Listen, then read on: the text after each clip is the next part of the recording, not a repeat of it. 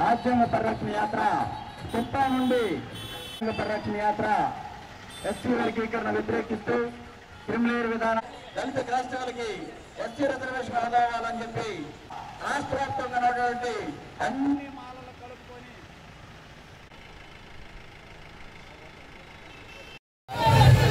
కాపాడుకుందాం భారత రాజ్యాంగాన్ని, కాపాడుకుందాం భారత రాజ్యాంగాన్ని. జై మాల.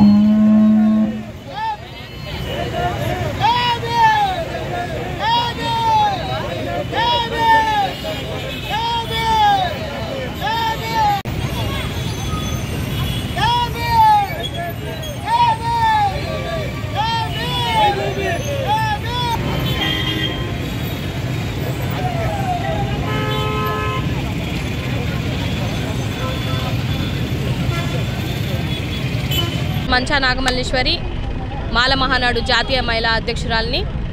ఇవాళ రాజ్యాంగాన్ని కాపాడుకోవాల్సినటువంటి బాధ్యత మన మీద ఉంది. ఇప్పుడున్నటువంటి కూటమి ప్రభుత్వం అసలు ఏం చేస్తుంది, దళితులని ఏ విధంగా బహిష్కరిస్తుంది, దళితులకి ఏ విధంగా వీళ్ళు ఇస్తున్నటువంటి దాడులేంటి, జరుగుతున్నటువంటి అగత్యాలేంటి అనేది అందరం చూస్తున్నాం. కానీ దీన్ని పరిష్కరించడానికి లేకపోతే దీన్ని ప్రశ్నించడానికి కుప్పం నుంచి వీళ్ళు పాదయాత్ర చేస్తూ ఇవాళ విశాఖపట్నం రావడం జరిగింది.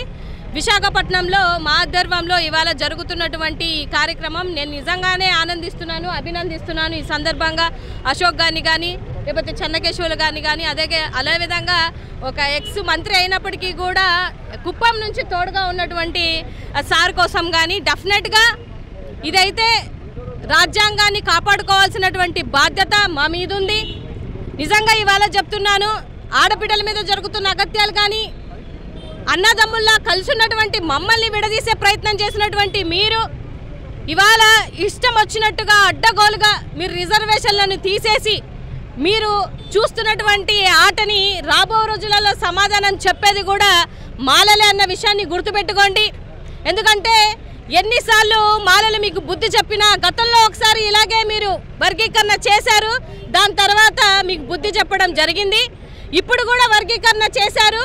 రాబో ఎలక్షన్లో మీకు మీ కుమారుడికి గద్దె దించేంత వరకు మాలలు మాత్రం ప్రయాణిస్తూనే ఉంటారు, పోరాడుతూనే ఉంటారన్న విషయాన్ని గుర్తుపెట్టుకోండి.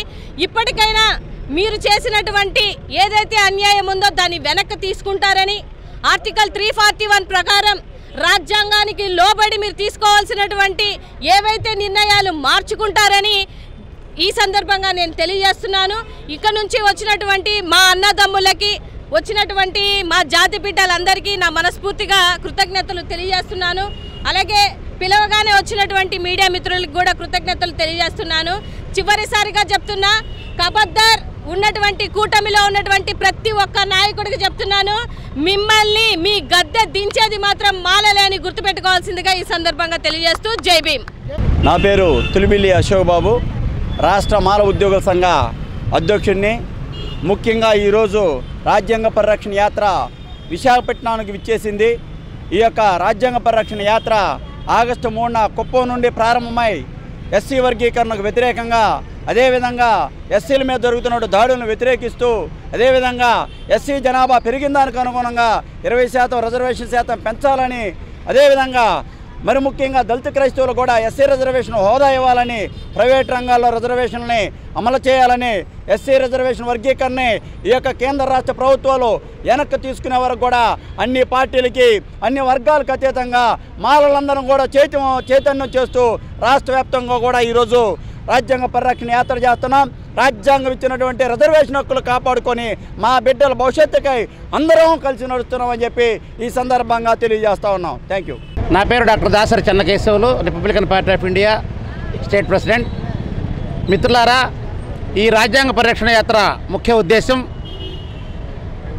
సుప్రీంకోర్టు గత సంవత్సరం ఆగస్టు 1వ తేదీన తన తీర్పులో 565 పేజీల తీర్పులో 432 సార్లు ఆర్టికల్ 341ను సవరించకుండా కేటగరైజేషన్ చేయలేమని చెప్తూ అవకాశం ఉంది కాబట్టి ఉప కేటగరైజేషన్ అంటే ఉపవిభాగం సబ్ క్లాసిఫికేషన్ మాత్రమే చేయమని ఎవరైతే వెనకబడ్డ వర్గాలు ఉన్నారో వాళ్ళని గుర్తించి వాళ్ళ డేటా తీసుకొని వాళ్ళకి ప్రత్యేక సదుపాయాలు మాత్రమే కల్పించండి.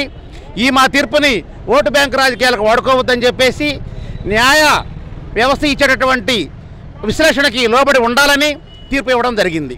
కానీ మన గౌరవ చంద్రబాబు నాయుడు గారు మీకు మేము విన్నవించేది ఏంటంటే మీరు ఏకంగా రాజ్యాంగాన్ని ధిక్కరించారు. సుప్రీంకోర్టు తీర్పును సైతం తోసిరాదని మీ మనసులో ఉన్నటువంటి ఎస్సీ కేటగరైజేషన్ చేయడం జరిగింది. కేటగరైజేషన్ మూలంగా కేవలం నష్టపోతుంది మాలలే కాదు, మాలా మాదికలతో పాటు ఉపకులాలన్నీ కూడా రిజర్వేషన్ కోల్పోయేటటువంటి ప్రమాదంలో ఉన్న విషయం నీకు తెలిసిందే.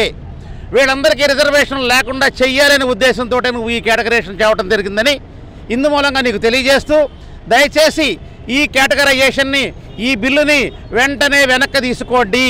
న్యాయస్థానం ఇచ్చిన తీర్పుకు లోబడి లేనటువంటి ఈ యొక్క మీరు ఇచ్చినటువంటి ఆర్డినెన్స్ అయితేనేమి, రాజ్యాంగాన్ని వ్యతిరేకిస్తూ చేసిన మీరు ఈ ఆర్డినెన్స్ అయితేనేమి వెంటనే వెనక్కి తీసుకోవాల్సిందిగా మాలలు దోషులు, మాలలు దుర్మార్గులు, మాలలు దోచుకున్నారు, మాలలు దొంగలు అని ఒక ముద్ర వేసి మాలని ఈ సమాజంలో అణగదొక్కటమే లక్ష్యంగా మాలల్ని ఉద్యోగాలకి, విద్యకి, వైద్యానికి, సామాజికంగా ఆర్థికంగా తొక్కివేయటమే లక్ష్యంగా మీరు ఈ వర్గీకరణ బిల్లు తెచ్చారని చెప్పేసి ప్రతి ఒక్కరికి అర్థమవుతుంది. చంద్రబాబు నాయుడు గారు దయచేసి ఈ బిల్లుని కనుక మీరు వెనక్కి తీసుకోకపోతే మీకు రాజకీయ భవిష్యత్తు ఉండదు, మిమ్మల్ని ఎక్కించరా దించిన మాలలే అని మీకు ఇంకొకసారి గుర్తు చేస్తూ ఉన్నాను.